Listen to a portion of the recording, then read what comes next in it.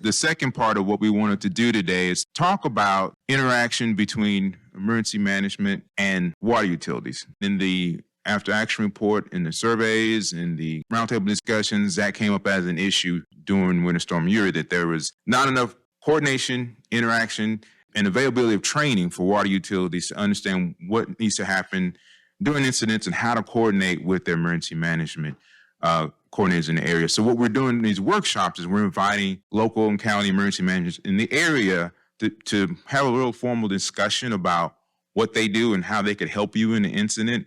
And we're to walk through just some of the things that you can do to help coordinate with them more. And then added to this panel, Michelle Velka with TCEQ, Homeland Security Coordinator for TCEQ, and she works in usually State Operations Center when there's an incident going on, and she's going to talk a little bit about state assistance as part of this panel as well. So what I want to do is just want to briefly introduce our panelists, and then I'll let them tell you a little bit more about themselves. Chantel Brandon, and she's the Deputy Director of the Emergency Management for Williamson County. She has over 17 years of emergency management experience, operations, planning, disaster recovery, administration. A lot of experience, a lot of certifications. I'll let her tell you a bit more about that. And also on the panel is Ryan Durker. He's Assistant Emergency Management Coordinator for the Waco McLennan Office of Emergency Management. He has a BS in Emergency Administration and Disaster Planning from North Texas. He's been in emergency management, it looks like going over 15 years, a lot of experience as well. So I'll let him get into that a little bit more. And then we have Michelle Velka, as I mentioned. I don't have her bio, but she's been involved in emergency management for a very long time, as well as other aspects of TCEQ. She even has a good water background. So what we'll do is start with you, Chantel. Just tell me more about yourself and what your office does. Okay, so testing. You guys can hear me good? Okay. So Chantel Brandon, I work for the Williamson County Office of Emergency Management. And like Elston said, I have over 18 years experience in emergency management. I started in 2005. I'm originally from Louisiana. And do not hold that against me because I know how you Texas folks feel about us Louisiana folks. But anyway, day-to-day operations for me, I really handle the day-to-day operations. So the director of our operations, he's responsible for the administration. You know, he does all the political things. And so me and my team, we're responsible for writing the plans. We conduct exercises. We also conduct trainings. One good thing about myself and my team is that we are certified FEMA instructors. And so being said that our labor is free. So the county, they just give us our wages. You know, it's nothing extra that we have to do. So I'm just really happy to be here with you guys today and answer any questions that you may have about our office and what it is that we do. Again, good morning. My name is Ryan Durker, and I'm from the Waco McLennan County Office of Emergency Management. The great thing about going after Chantel is I just get to say what she said. So a lot of the same sort of things with our office. We are the primary warning point and emergency operations center operators for the city of Waco and McLennan County. Unlike, I'd say, the majority of the jurisdictions in the state of Texas who are either one or the other, we answer to both. So our chain of command goes both to the mayor of the city of Waco and to the county judge of McLennan County. Looking forward to discussing a couple of things on how we might be able to help you guys, how you might be able to interact with us. There's a lot of good opportunities for that. What you guys do is really, really important. It's kind of the unseen backbone that keeps this whole community going, and looking forward to finding out ways that we might be able to help you with your operation. Sure. Good morning. Michelle Velka with TCEQ. And so I started the agency a little over 23 years ago. I've worked in our Beaumont and DFW region offices doing drinking water and wastewater for both those, and then also did emergency response pretty much my whole career, which kind of led me up to the Homeland Security position, which I've been in for actually a little over 10 years now. And so day-to-day operations, same thing, a lot of planning, writing plans, exercising, doing training opportunities. But when the disasters hit, actually my role completely 180s, and I go into being a liaison for the agency at the State Operations Center. So I represent our agency there in whatever fashion they need us, whether it's dealing with water, wastewater issues or hazmat issues or you name it. Every time we have a disaster, there's always new things I learn. No matter how many of these I do, I always learn something from each one of these. So, and I grew up just down the road. I grew up in Belton, so.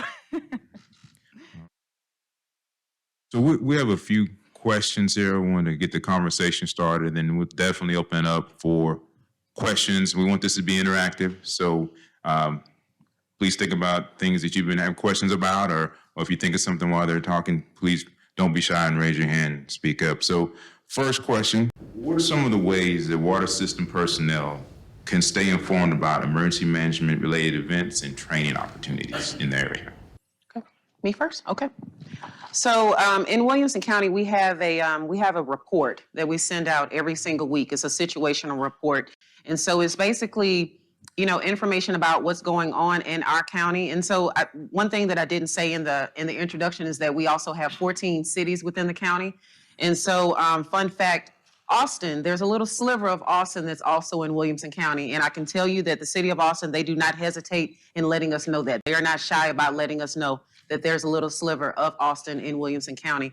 But we have a situational report. We send it out to various people, emergency management stakeholders. And if you would like to be a part of this, if you're not already on the list, it's going to be oem@wilco.org. If you can please send us an email there, and we will add you to the weekly situational report. But, and also it contains trainings. It gives you all of the, most of the information that you would want to know, but it's really pertinent to the county. So for McLennan County, if you are interested in the things that we are doing, we coordinate all the time through the City of Waco's Marketing and Communications Office. So both the City of Waco's website and then our own website, if you look up emergency management in Waco, we're right there. If you are interested in getting a little more up to date on things that we're doing, or there's something that we can do for you, my personal email, or not my personal, but my city email, I can be found at RyanD, @wacotx.gov.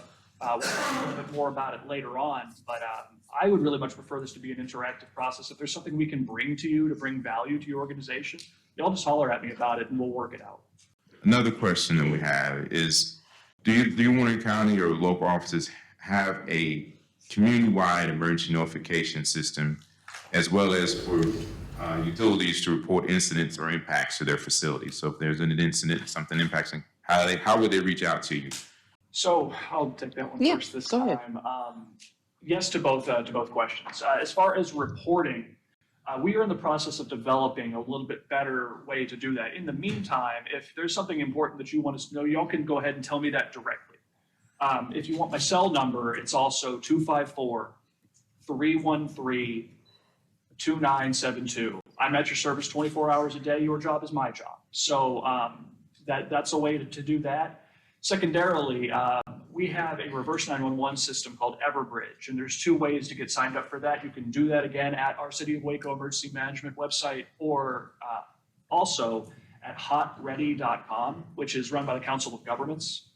What that is, it's predominantly a weather-related reverse 911, although we do have the ability to type in messages, and if there was ever a leak or some sort of major hazmat incident at your facilities, that would probably be our preferred method of informing not only your employees, but the public at large.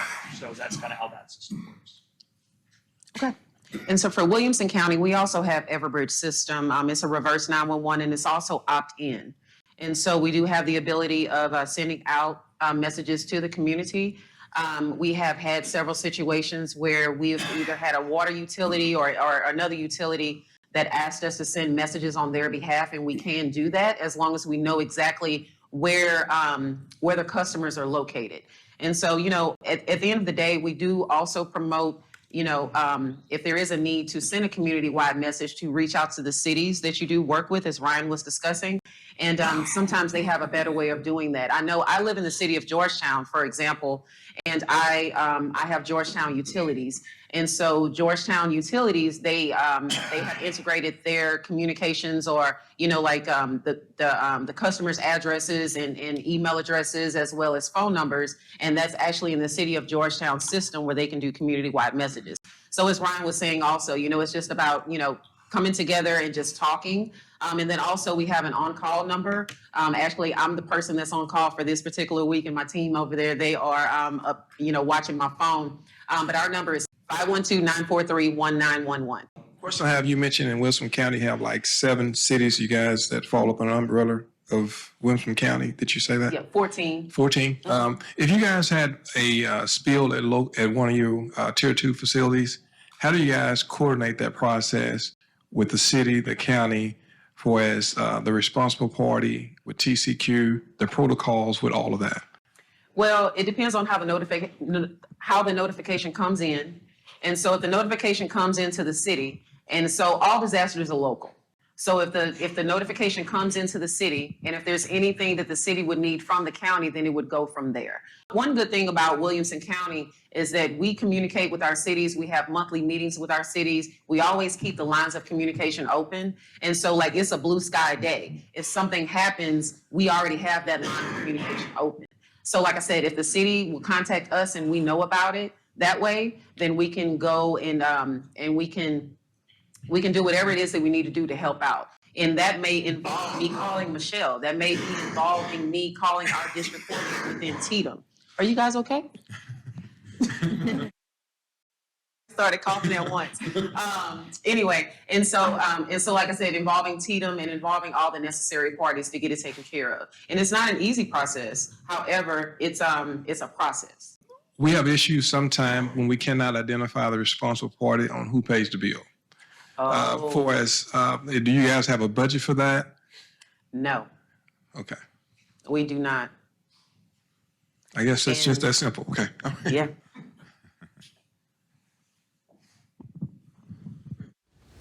That's the breakdown that we have sometimes on us, who's on first, who's on second, and we have to move because of the Clean Water Act, because we all impact the watershed. So that's a huge question, the reason why I'm here, is how do we handle those type of issues where we're not on the same page and trying to protect the water to the U.S. And it's all about documentation as well. And so documentation may be a part of the reimbursement process if there is a reimbursement process to entertain. And so I just encourage that, just start all of that documentation early on. Michelle, is anything to add from a TCQ state perspective? For those that haven't heard the statement, it's like, yes, all disasters begin and end at a local jurisdiction.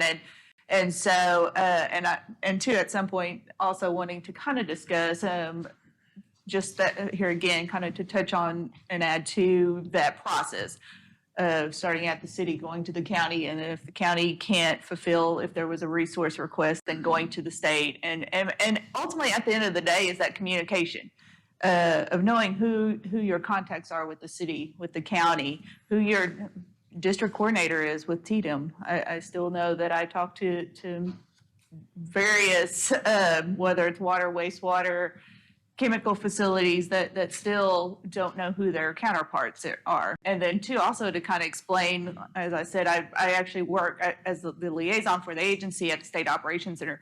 So for those that aren't aware of how that works, is basically during a disaster or any sort of activation, whether it's man-made or natural, they will bring in the agency council members. So this is TCQ, TxDOT, Public Utilities Commission, General Land Office, anyone that may be involved in working that disaster to bring us all basically into one room.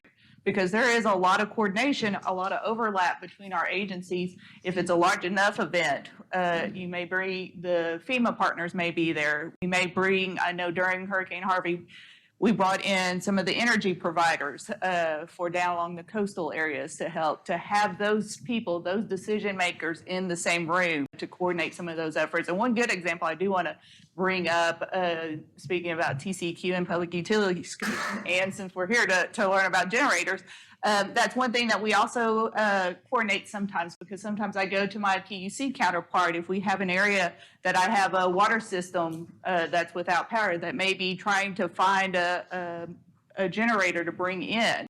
But then I can coordinate with PUC in that discussion and try to figure out if we have an estimated time of restoration for that area. If they're going to have to bring a generator that's going to take a day or two to get in, but they're going to have power restored in 2 hours, then we need to look at possibly relocating that resource to another area. So that's kind of in a quick rundown of kind of how those activities go on for disasters at the state level. And like I said, it varies depending on the severity of the disaster as well. Back in 2018, 2019, and into 2020, there was a requirement for certain side of the community water systems to develop an emergency response plan. And so in that development, you were required to coordinate with the emergency management office in your area when you're developing that plan. So the question I have, since those plans exist for water systems now, is there a process to collaborate on county and local emergency operations response plans to integrate any kind of pertinent information from a water utility in their emergency response plans that they have now? So, I mean, I guess for us, the most basic way to do it is what are your concerns? You guys have your own plans that are pertinent to your facilities, and that's the most important part. Where we would get involved is for what we call expanded incidents. Everyday issues, something that you guys can handle. There's really no downtime. There's no loss of service. There's no loss of water. You guys can handle that all day long. You guys don't need us. But for those larger expanding incidents, if plans need to be written specifically for that, or at least outlines on what that would look like, I'd be more than happy to have you guys out to the EOC. We could sit down and hash those issues out and get something on paper against that. Two plans that I can think of that we have within our house, our Williamson County house, I should say. It would be either, we have a plan, it's an energy plan. It's one of our emergency support functions. And I think it's emergency support function 12, if I'm not mistaken. But anyway, that's energy. So that talks about utilities, it talks about water, and then also wastewater utilities. And we have another one that would be our hazmat. And so that's another plan. It's ESF 10. And that's our hazmat plan. And that just talks about everything hazmat. So if there's a plan that our water or wastewater utility folks, if they're stakeholders and we need their input, then we would reach out to you for that. So is there an opportunity for water utility personnel to work through either one of your offices to obtain funding for both impacts to their system from an incident, or to prepare to harden their facilities against an impact from any type of natural or man-made incident? Is there any funding available for that through your offices?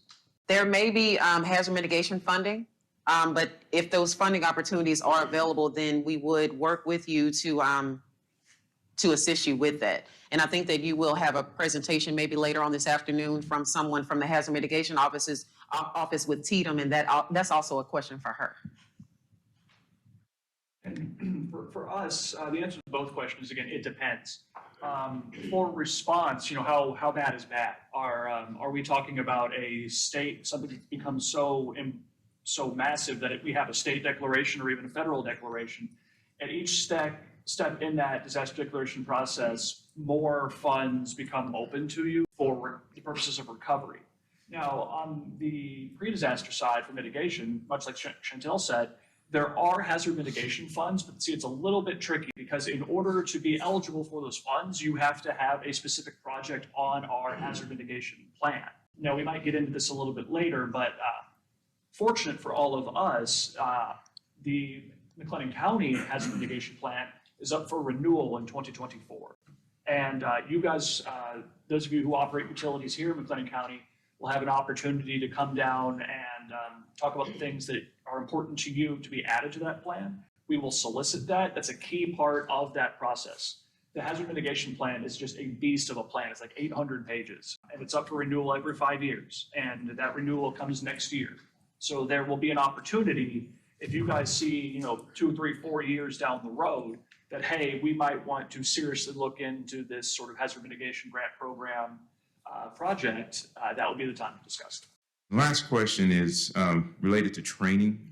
Is there an opportunity for coordination with either office to do water utility specific type tabletop exercises or additional training? Absolutely. We can do whatever you'd like. We've written tabletops for the county engineer's office. We've written tabletops for the city. We've several city directors. We do those sorts of things all the time. As we get a little bit more staffed up, we're a little short at the moment. Our office has 2 people in it currently. So, but in the future, if that's something that you guys are interested in, we'd be more than willing to help you guys with that. And also, there's a class, it's called MGT 343, and that's a lot of letters and a lot of numbers. But it's through TEEX, which is TEEX.org, and it's called Disaster Management for Water and Wastewater Utilities. It's a very good class. Donnie and I, we sat in that class. You guys have probably been in that class before, but it's a couple of days. And, we can also host it in Williamson County. I'm pretty sure if there's opportunities to host it here in this county, they can do that as well. But that's a class that's really geared towards you guys. Any questions y'all have out in the audience for our panelists? Really? They covered everything completely, right? Yeah. All right. Okay. Well, thank y'all. What we're gonna do now, y'all, is we're gonna break for lunch. We'll come back in here at 1 o'clock. We'll start up with our presentation from Public Utility Commission, and then we'll continue with the rest of our afternoon. Thank y'all again.